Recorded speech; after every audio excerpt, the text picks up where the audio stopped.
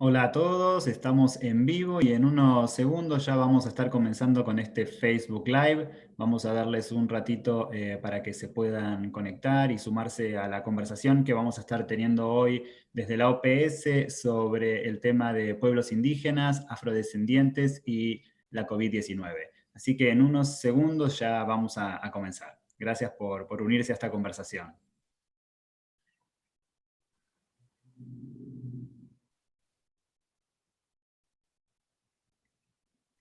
Y aprovecho para recordarles a los que ya están conectados que vamos a estar contestando preguntas que ustedes puedan tener desde sus casas con respecto a este tema de la COVID-19, pueblos indígenas y afrodescendientes. Así que ya estamos en vivo. Buenas tardes de vuelta para todos. Soy Sebastián Oriel del Departamento de Comunicación de la OPS y estamos aquí para hablar del nuevo coronavirus y despejar dudas que ustedes puedan tener. Hoy específicamente vamos a hablar sobre el nuevo coronavirus en pueblos indígenas y afrodescendientes de nuestra región de las Américas. Cómo la COVID los está afectando, qué riesgos representa para ellos la llegada de un nuevo virus a sus comunidades y también qué recomendaciones está dando la OPS. Para hablar sobre esto tenemos en esta conversación virtual a tres expertos de la Organización Panamericana de la Salud. Estoy con Sandra Del Pino, que es asesora en diversidad cultural de la OPS. Hola, Sandra. Hola Sebastián, muy buenas tardes, ¿cómo estás? Bien, gracias. También está Alex Camacho, asesor regional en preparación para emergencias de la OPS. Hola, Alex. Hola Sebastián, un gusto estar con ustedes. Hola. Gracias. Y también tenemos a Adrián Díaz. Adrián es asesor en salud familiar y comunitaria de la OPS y él está en Ecuador. Hola, Adrián, buenos días. Hola, buenas tardes, Sebastián. Muy buenas tardes con todas y todos. Bueno, gracias a los tres por acompañarnos hoy en esta conversación sobre pueblos indígenas, afrodescendientes y el nuevo coronavirus. Y ustedes, como les decía, en sus casas pueden enviarnos preguntas sobre este tema a través del chat de Facebook, que las iremos tomando y vamos a ir contestando. Pero para comenzar un poco a hablar de este tema, queríamos darles un poco de contexto, ¿no? Porque se estima que existen aproximadamente 42 millones de personas indígenas en las Américas y que representan casi el 8% del total de la población de nuestra región. Estas personas constituyen casi el 17% del total de las personas que viven en la pobreza extrema, lo que claramente las deja más vulnerables a los impactos de brotes de enfermedades, de emergencias y de desastres. Además, como saben, en nuestra región existen desigualdades muy marcadas y los pueblos indígenas se encuentran claramente en desventaja. Según los datos, tienden a morir a edades más jóvenes y su estado de salud es también peor al de otros grupos de la población. Recientemente la OPS, trabajado por nuestros expertos aquí conectados, lanzó unas consideraciones para reducir la transmisión del coronavirus entre los pueblos indígenas y afrodescendientes, y sobre eso vamos a estar hablando también en este Facebook Live. Ahora bien, Sandra, ¿son más vulnerables a la COVID-19 las poblaciones indígenas y afrodescendientes de nuestra región? Y si es así, ¿por qué es así? Bueno, definitivamente, Sebastián, sabemos que la población indígena y la población afrodescendiente se ha visto históricamente enfrentada a situaciones de discriminación, a falta de acceso a servicios culturalmente adecuados y lastimosamente esto es una realidad que continúa existiendo. Eh, Además de eso, también nos podemos encontrar con que muchas veces estas poblaciones presentan perfiles epidemiológicos que también las van a hacer más vulnerables frente a la pandemia. Entonces, definitivamente, OPS ha venido trabajando en el contexto y en la visión de estas vulnerabilidades desde hace muchos años con poblaciones indígenas y también afrodescendientes para poder adoptar enfoques diferenciados que tengan en cuenta estas vulnerabilidades, que lastimosamente las estamos viendo ahora en el contexto de la COVID-19. Claro.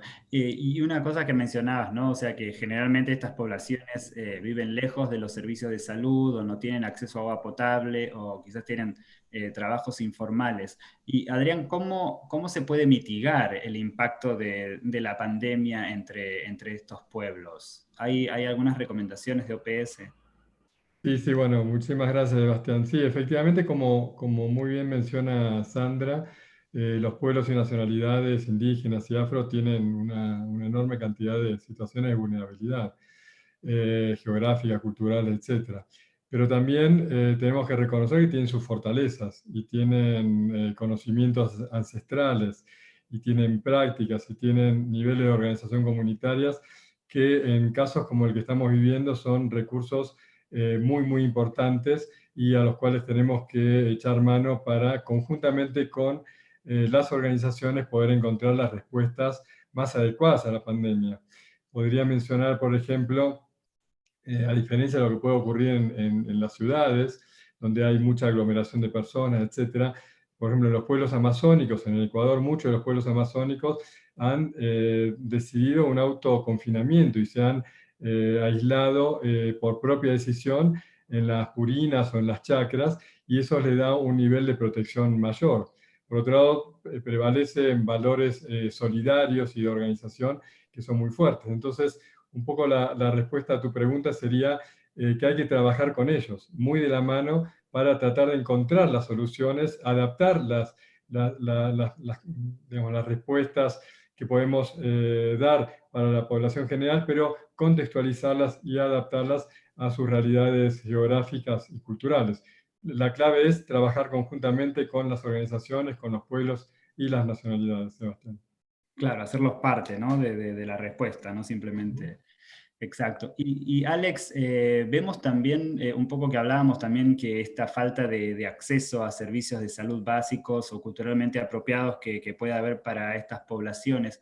¿Cómo se puede gestionar la atención vinculada a COVID, ¿no? ¿O cómo se está mejorando la preparación del personal de salud para trabajar con estas poblaciones? Gracias, Sebastián. Ante todo, quiero resaltar el extraordinario trabajo que han hecho los trabajadores de salud en las Américas y particularmente aquellos que trabajan en zonas alejadas, con grupos vulnerables, pero también aquellos que trabajan de la mano con líderes y lideresas indígenas para enfrentar la pandemia de la COVID-19. Un aspecto fundamental para garantizar el acceso a los servicios de salud y promover todas estas acciones de salud pública es justamente, primero, ir de la mano con la participación que mencionaba Adrián. La participación es clave, poniéndole al individuo en el centro, a la comunidad como uno de los aspectos fundamentales para avanzar al trabajo. Y para garantizar estos elementos que tú mencionabas del acceso a los servicios de salud, es fundamental incluir la variable de etnicidad en los registros de salud, ya que con esta información se pueden adaptar las intervenciones a las necesidades de las diferentes poblaciones en función de lo que en este momento nos enfrentamos con la COVID-19 y otros elementos también. Otro aspecto importante que me gustaría mencionar es que tenemos que asegurarnos de que la información de salud pública y la comunicación sean accesibles a través de campañas culturalmente apropiadas. Ustedes saben, ha habido suspensión de servicios, confinamiento y otros elementos. Entonces, muchos de estos elementos tienen que ir de la mano con una información claramente y culturalmente apropiada, que Sandra seguramente lo podrá expandir más adelante. Y también la importancia de acciones intersectoriales, digamos, pero ¿cómo garantizamos el acceso a los servicios de salud a través de acciones intersectoriales? Sin duda alguna, uno de los elementos que ha primado en esta pandemia es la interacción de diferentes sectores para garantizar que la población pueda llegar a esos servicios de salud, para que tenga la información de lo que es, lo que ocurre, cuándo están abiertos, pero de igual manera también cómo garantizar la provisión de servicios básicos, entre otros elementos, en esos lugares. Eh, Esto va de la mano en el tema de del acceso a los servicios de salud también, de que tenemos que promover el respeto a la medicina tradicional a través de todas las acciones que se hacen localmente y que la vigilancia epidemiológica permanezca y vaya de la mano de las acciones que los líderes comunitarios pueden apoyar y fortalecer. De por sí, las poblaciones indígenas, de aquellos particularmente que se encuentran en zonas remotas, enfrentan problemas de acceso a servicios de salud y sin duda la comunidad, esa participación conjunta es la que podrá tender esos puentes para poder entender de mejor manera cuáles son las acciones que podemos llevar a cabo. Bien, sí, ¿no? Nuevamente el tema de la participación conjunta, incluso cuando es vinculada con su salud y con la atención de su salud. Sandra, antes mencionabas esto de un abordaje diferenciado para estas poblaciones. ¿Podés explicar un poco a qué te referías o por qué es necesario un trabajo diferente para pueblos indígenas y afrodescendientes en el contexto de COVID? Sí, gracias, Sebastián. Yo creo que Adrián mencionaba antes algunos de los puntos y también Alex. Por ejemplo, tenemos que tener en cuenta la importancia de la construcción de la salud intercultural. Estamos abordando realidades que son diferentes de la visión occidental. Cuando estamos hablando con poblaciones indígenas, la forma en la que ellos entienden la salud es completamente diferente. Entonces, creo que el tema de la construcción de la salud intercultural es precisamente lo que OPS ha venido trabajando para visibilizar y, digamos, hacer frente a esas vulnerabilidades, precisamente a las que se enfrentan las poblaciones. El hecho de poder involucrarlos en cualquier decisión y con un rol completamente protagónico desde el inicio, en cualquier actividad, en cualquier proyecto que tenga que ver con su salud. Y esto además hay que extenderlo hasta el nivel comunitario. Y contamos con herramientas desde OPS, por ejemplo, los diálogos interculturales que acercan el sector salud a las poblaciones indígenas, a los líderes afrodescendientes. Enfoques diferenciados que también se van a visibilizar, por ejemplo, en las campañas comunicacionales que antes abordaban mis compañeros. No solamente estamos hablando de traducir a una lengua indígena, estas informaciones sobre la COVID-19 tienen que estar adecuadas culturalmente, tienen que no, digamos, reproducir mensajes discriminatorios o racistas, pero además tenemos que tener en cuenta cuáles son los formatos accesibles para estas poblaciones. Si se comunican de forma oral, entonces, bueno, vamos a tener que adoptar un enfoque muy diferente, así la comunicación es en forma escrita, por ejemplo.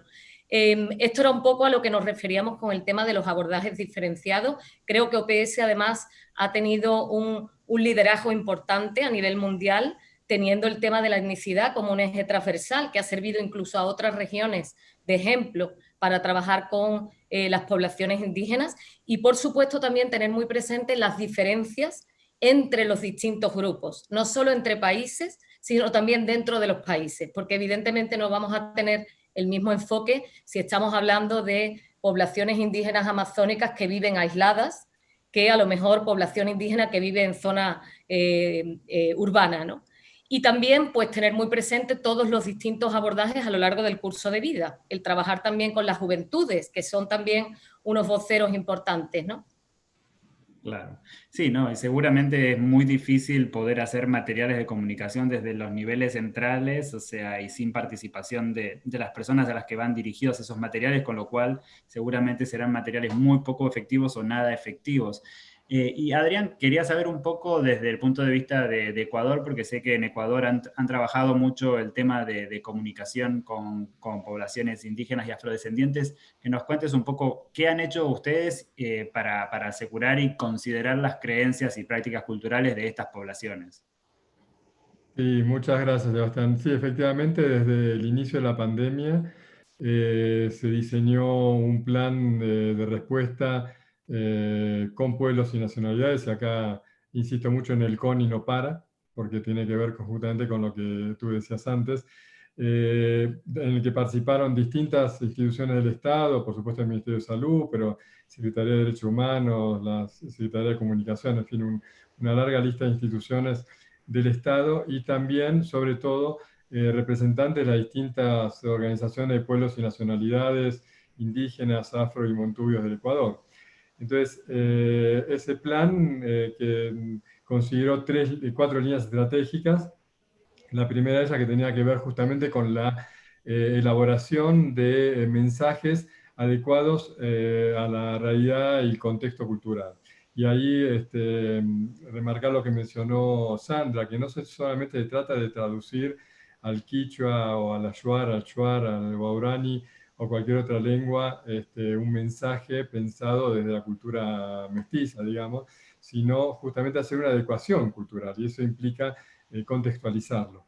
Una segunda línea de estrategia se trabajó con el fortalecimiento de vocerías a nivel de las comunidades, con distintos actores. Una tercera que tiene que ver con el fortalecimiento de los liderazgos de las propias organizaciones. Y esto tiene que ver con algo que también mencionaba Sandra, de trabajar a partir de la metodología de diálogos interculturales o diálogos de saberes, y doy algunos ejemplos. Hay prácticas ancestrales como por ejemplo tomar chicha o masato, que es una práctica que va pasando, es un pilche que va pasando de mano en mano y lo van todas las distintas integrantes de la comunidad van tomando. Por supuesto, esto tiene que ser revisado de la misma manera que en Uruguay, Argentina, Paraguay tomamos mate, y eso es una práctica que ya se dejó de hacer. En las culturas indígenas ancestrales también hay estas prácticas. Las festividades, que todas las nacionalidades tienen festividades, hay que postergarlas, y estas son negociaciones que hay que tener precisamente con las organizaciones. Si no hay este acuerdo y la explicación de los por qué y que se pueda comprender, es muy difícil que haya respeto. Mientras que si los dirigentes de las organizaciones comprenden las necesidades del aislamiento, del confinamiento, de postergar ciertas festividades o también postergar algunas prácticas, eso va a ser mucho más fácil de poder implementarse, porque son las propias autoridades de pueblos y nacionalidades las que lo transmiten a sus ciudadanos. Entonces, una vez más, la clave es esa. En el plan de comunicación hemos realizado justamente este proceso, y es un diálogo permanente porque también conforme la pandemia va atravesando distintas fases, surgen nuevos interrogantes, surgen nuevas situaciones y medidas de prevención y de protección que hay que, una vez más, volver a las organizaciones, conversarlas, discutirlas, y a partir de ahí generar esos mensajes que se difundan por distintos medios. Claro, mucha participación y diálogo, ¿no? Definitivamente. Y en el chat, Elena Cotelo comenta es un poco sobre esto y dice que hay que considerar no solo la cultura y el idioma, sino también el analfabetismo. Me imagino que en los productos, o sea, son muy gráficos también, ¿no? Para que la gente visualmente los pueda absorber y entender rápidamente. Sí, definitivamente, digamos, aparte esto es una excelente pregunta o comentario, porque muchas de las lenguas son ágrafas, digamos, o sea, son orales. Entonces uno puede elaborar un mensaje en Guaurani o en Ayuar, en Shuar o en Aguajún, y la gente no necesariamente lo lee, lo puede leer fonéticamente, pero muchas de las nacionalidades, sobre todo amazónicas, pero también andinas, están alfabetizadas más en español.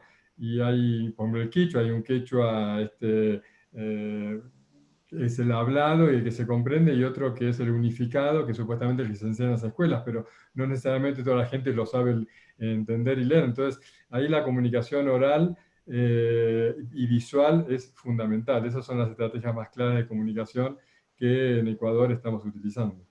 Claro. No, creo que estas recomendaciones seguramente también pueden ser útiles para otros países, o sea, aprender un poco de la práctica, lo que les está funcionando allí en Ecuador. Alex, tenemos un comentario también en el chat de Marcia Masaquiza, que dice que es verdad lo que dice el doctor Alex. Dice, de la poca experiencia que he tenido con intervención en zonas altas de comunidades, más allá de normas o protocolos, las autoridades ancestrales son la base fundamental para prevención y contingencia en pueblos indígenas.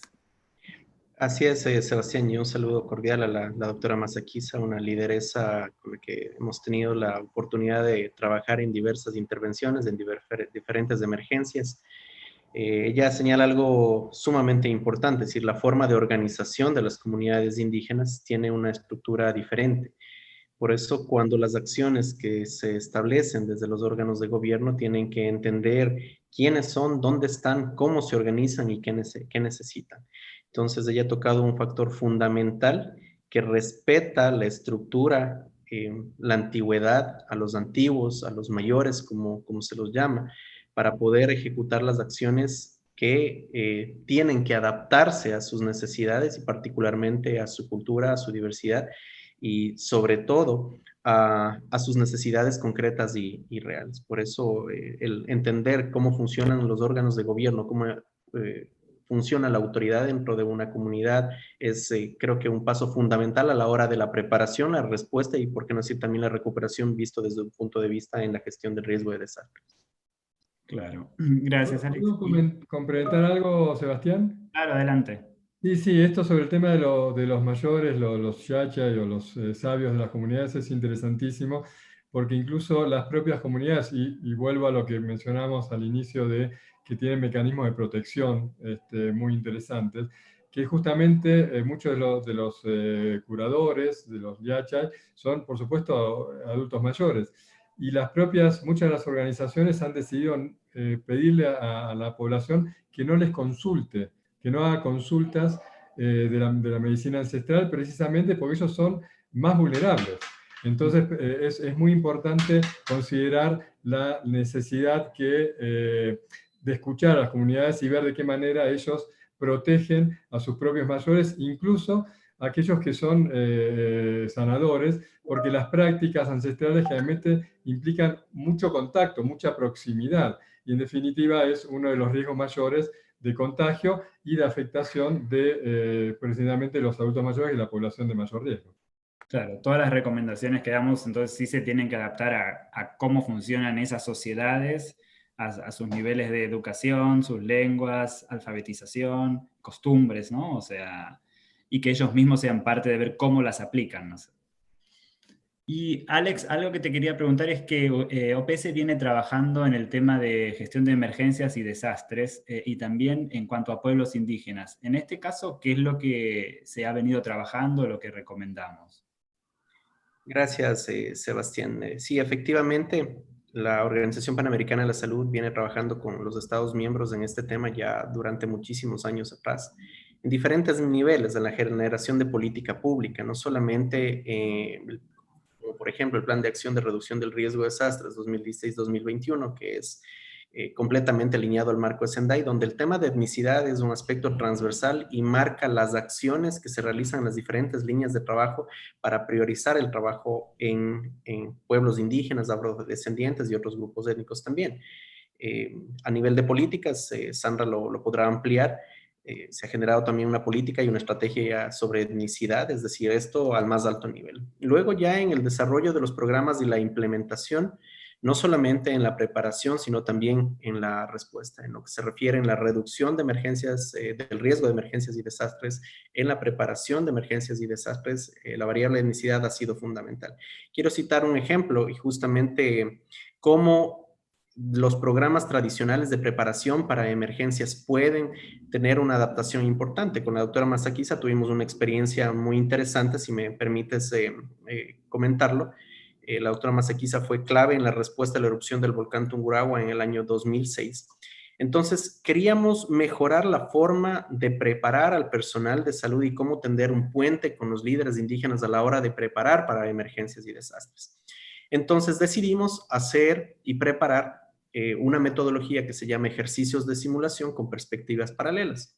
¿Qué es lo que hicimos básicamente? Junto con el doctor Rodi Camino en Ecuador preparamos un escenario de la erupción de uno de los volcanes, del volcán Tungurahua, y le pedimos a la doctora Masakiza, que es, además es una médico de esa zona, poderlo esto adaptar o traducir ese escenario visto desde la cosmovisión indígena. Entonces, esto mezclamos y a la hora de realizar una simulación, es decir, que es un ejercicio de preparación para una emergencia, colocamos, por ejemplo, como el tema de la activación del volcán Tungurahua visto desde el punto de vista geofísico y otros aspectos, pero visto desde la cosmovisión indígena, como la activación de la mama Tungurahua, ¿sí? Estaba terminando su ciclo y ahora pues esto iba a ser una bendición para la naturaleza y también un llamado de atención por todo el daño que estamos haciendo a la tierra. Entonces, cuando juntamos tanto a líderes indígenas como profesionales de emergencias y desastres en México para probar por primera ocasión, realmente fue sumamente interesante y esta metodología se ha venido utilizando y de igual manera para la preparación para emergencias y epidemias. Y este es un caso particular también en donde en un segundo momento, luego de esta fase de respuesta a la COVID-19, ejemplos como este de adaptación cultural y visto desde las diferentes cosmovisiones pueden ayudar a entender de mejor forma al personal de salud cómo responder mejor, cómo hacer mejor su trabajo. Porque no solamente se trata de decir tenemos que adaptar culturalmente las acciones que hacemos, tenemos que conocer el contexto, pero eso ¿qué significa? Entonces, eso implica, ¿sí?, tener una empatía total entender claramente el contexto y lo que decía, dónde están, quiénes son, qué necesitan, cuál es su forma de organización y además cuáles son los socios locales que pueden ayudar a aunar esfuerzos. Y esto en el contexto de la COVID-19 es supremamente importante.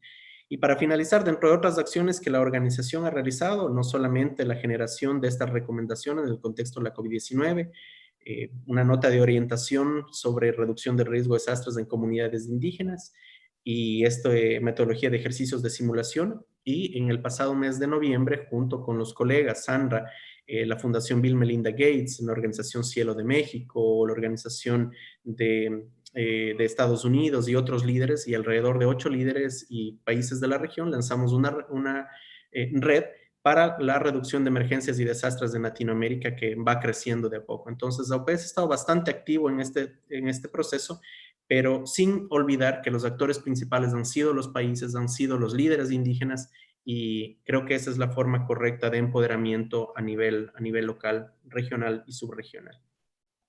Bien, sí, muy interesante esto que comentabas, ¿no? De cómo hay que integrar esas cosmovisiones, los saberes y las experiencias, y también ahora, ¿no? En el marco de COVID, y cómo los ha enriquecido también en Ecuador la experiencia que recién contabas, Alex. Sandra, ¿sabemos ahora el impacto que está teniendo la COVID-19 en las poblaciones indígenas y afrodescendientes? ¿Hay datos o cómo estamos en ese sentido en la región?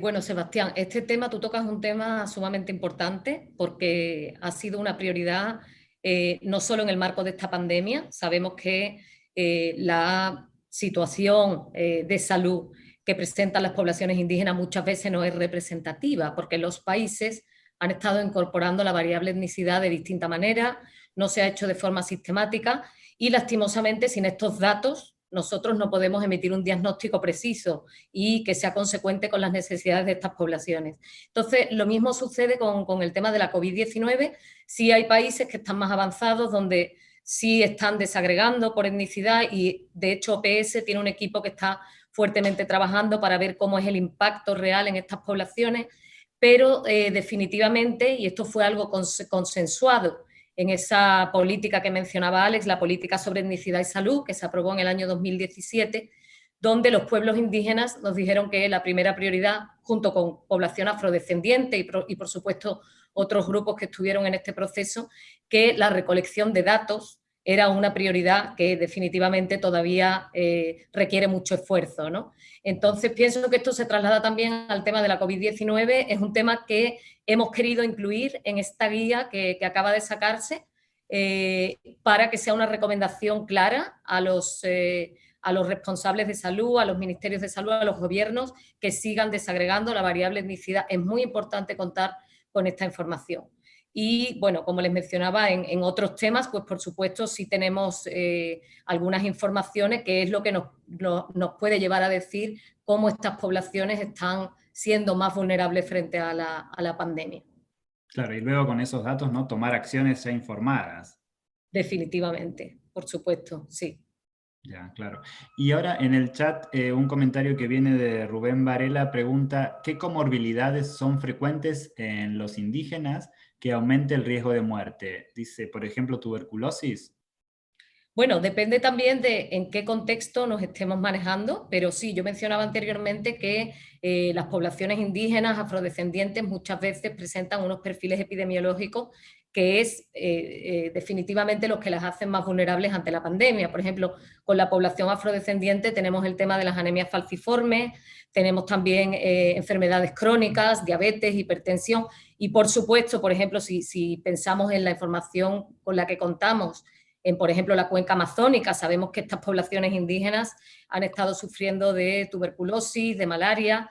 Sí, definitivamente sobre esto hay algunos datos. Nuevamente es información fragmentada, pero sí podemos decir que son poblaciones que son más vulnerables ante la pandemia. Bien. Y Adrián, antes hablábamos mucho de la comunicación, de lo que están haciendo, ¿no? para que la información sobre la COVID llegue a las comunidades indígenas, pero no solamente que llegue, sino que sean ellas parte, ¿no? del proceso de producción también de esa información. ¿Y cómo lo han hecho ustedes en el proceso? Y puedes contar un poco cómo han involucrado a las diferentes personas, quiénes han participado para elaborar esos mensajes. Sí, bueno, muchas gracias, Sebastián. En realidad, en el plan este que mencionaba al inicio, comenzó a diseñarse, implementarse desde el mes de febrero, se identificaban 4 líneas estratégicas y en cada una de estas 4 líneas estratégicas hay representantes de las organizaciones que están activamente, o sea, es una dinámica y cada uno de estos grupos, de estas líneas estratégicas, tiene una dinámica propia. Semanalmente tenemos una reunión con los líderes de cada una de estas líneas y que tiene que ver, como mencionaba, con la elaboración de mensajes, con el fortalecimiento de la comunicación interpersonal, de las vocerías, con el fortalecimiento de los liderazgos de las propias organizaciones, y la cuarta que tiene que ver con el fortalecimiento de los comunicadores. Entonces, en lo que hace a la difusión, precisamente, la elaboración de los mensajes y la difusión a través de distintos medios es reforzada a través de la comunicación interpersonal con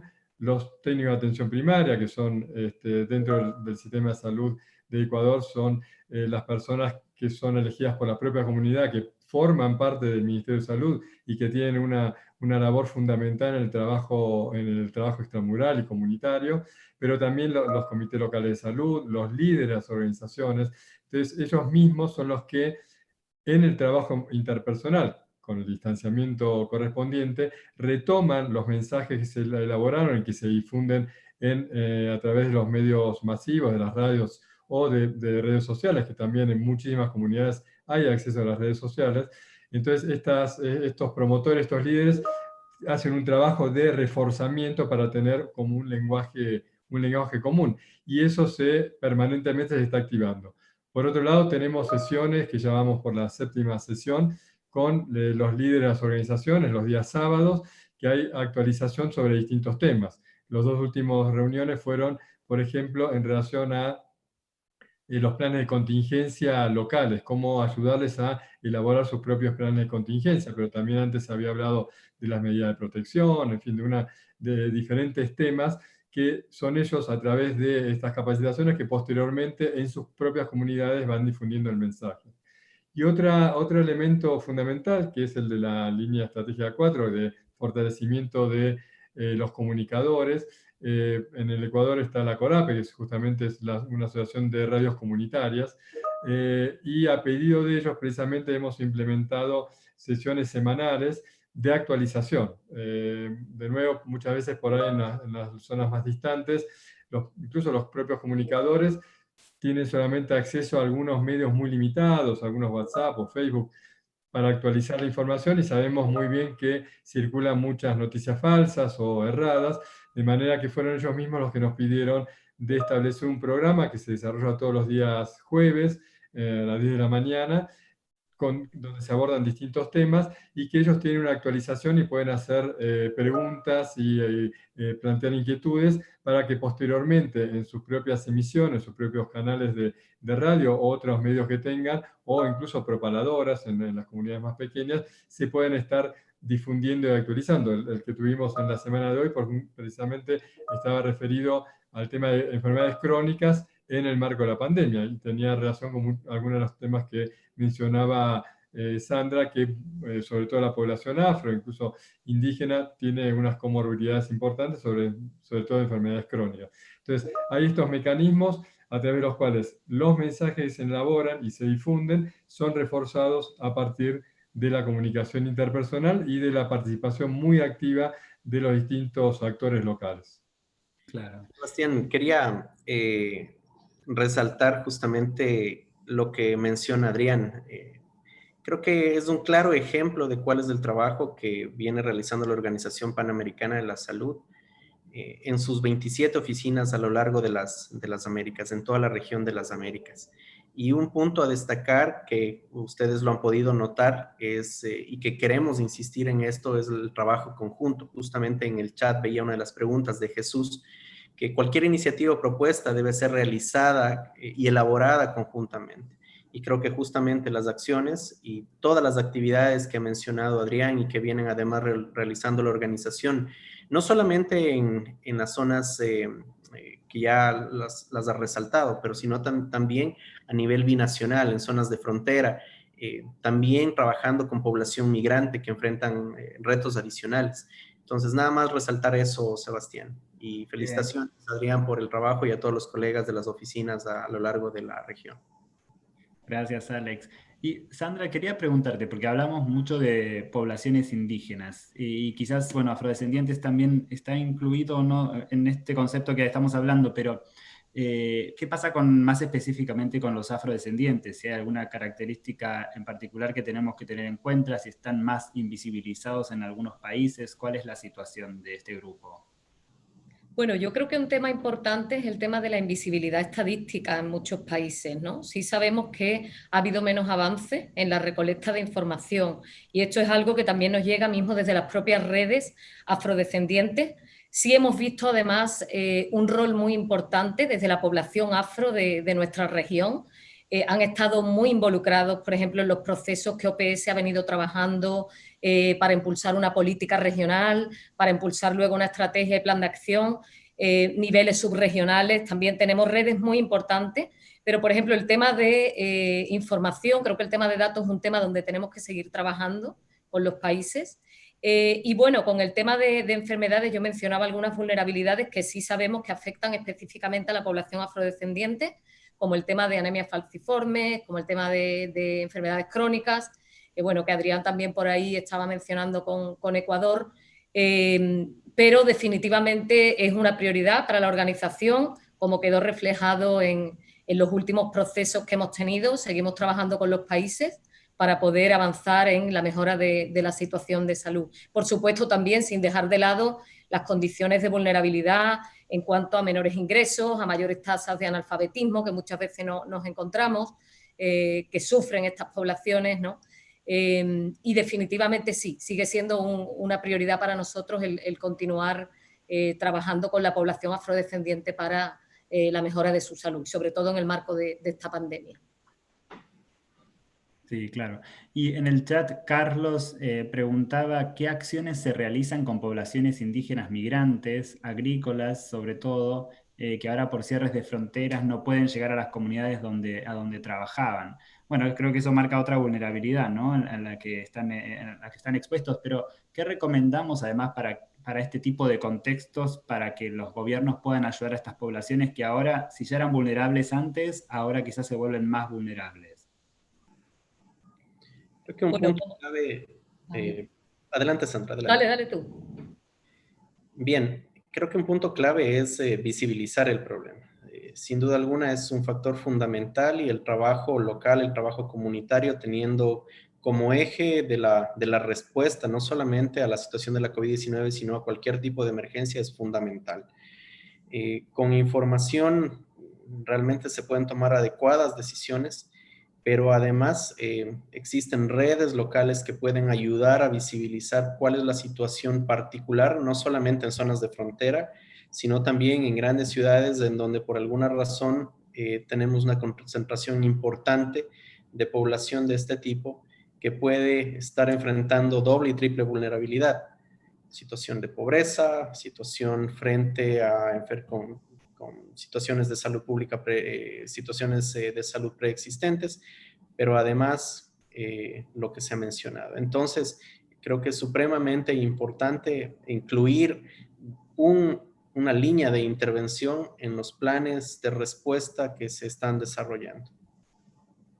Bien. ¿Quieren agregar algo más, Sandra? Sebastián, solo para complementar, OPS sí está definitivamente desarrollando esfuerzos importantes en muchas de las situaciones extremas de vulnerabilidad que se encuentran estas poblaciones migrantes. No sé si tal vez Adrián quiera comentar por ahí lo que afecta con la frontera de Ecuador, pero como tú bien mencionabas, son distintas vulnerabilidades donde además a todo el tema por ejemplo, de dificultades desde las propias perspectivas de estas comunidades indígenas, se suman todos estos factores, ¿no? que afectan a la población migrante. Pero definitivamente hay proyectos en curso y sí es importante también destacar el trabajo que OPS viene realizando con migrantes, ¿no? Hay importantes resoluciones también.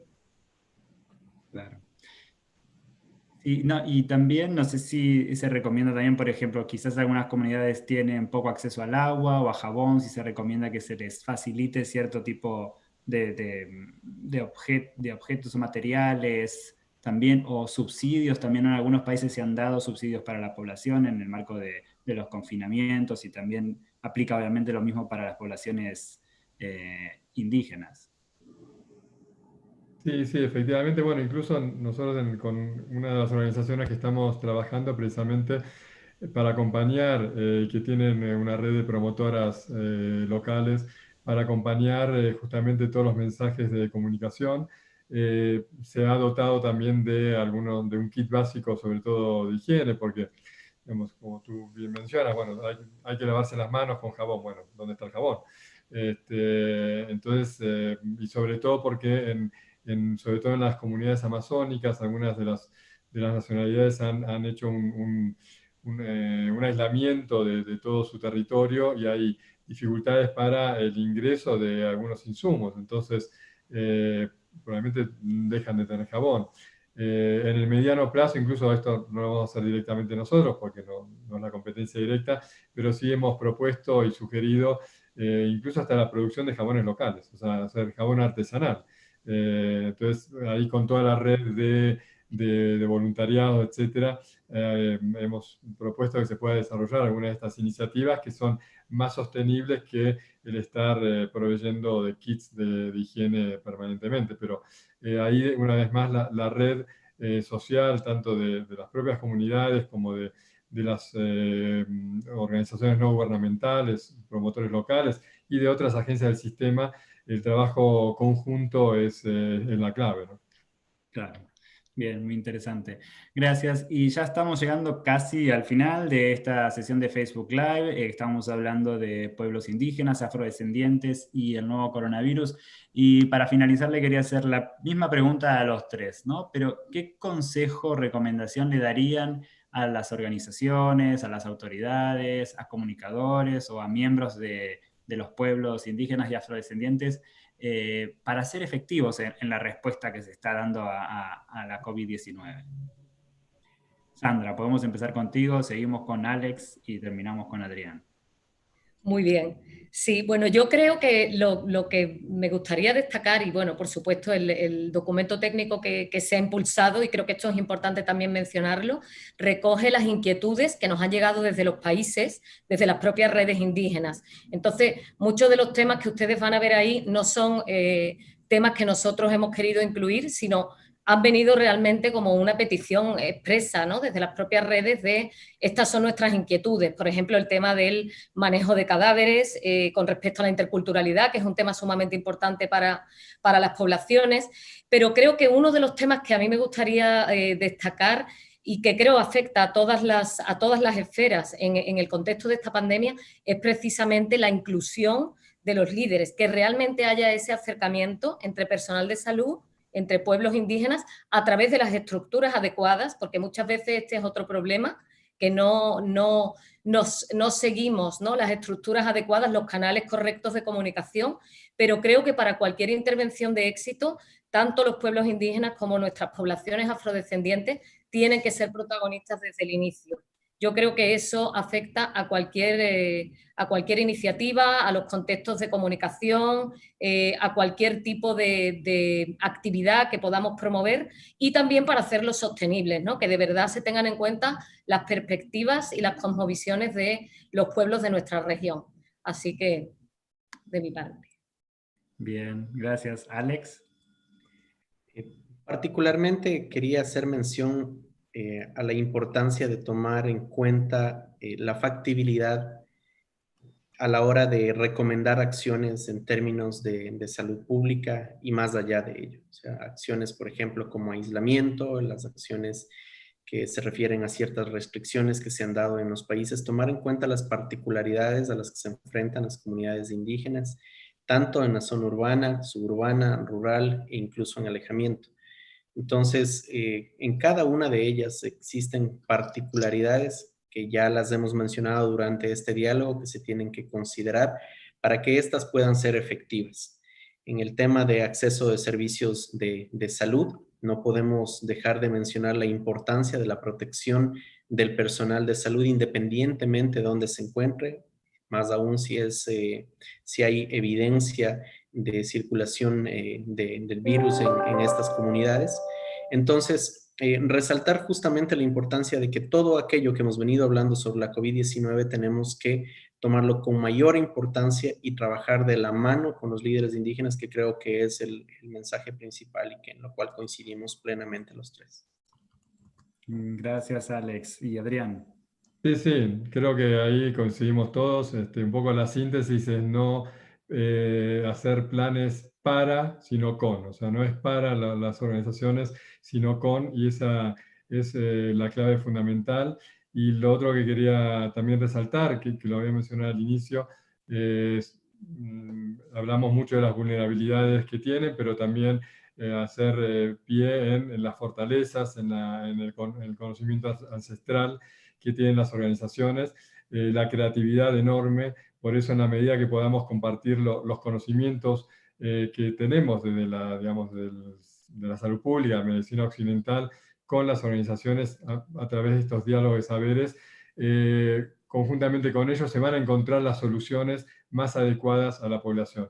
Y por último, también pensar que los pueblos y nacionalidades no solamente están como se dice habitualmente, en la punta del cerro, en medio de la selva, están también en todas las ciudades. En todas las ciudades tienen poblaciones de las distintas nacionalidades, y ahí también hay que pensar en mensajes y dispositivos de comunicación en las ciudades, no solamente en las comunidades más distantes, porque pueblos y nacionalidades hay en toda nuestra América.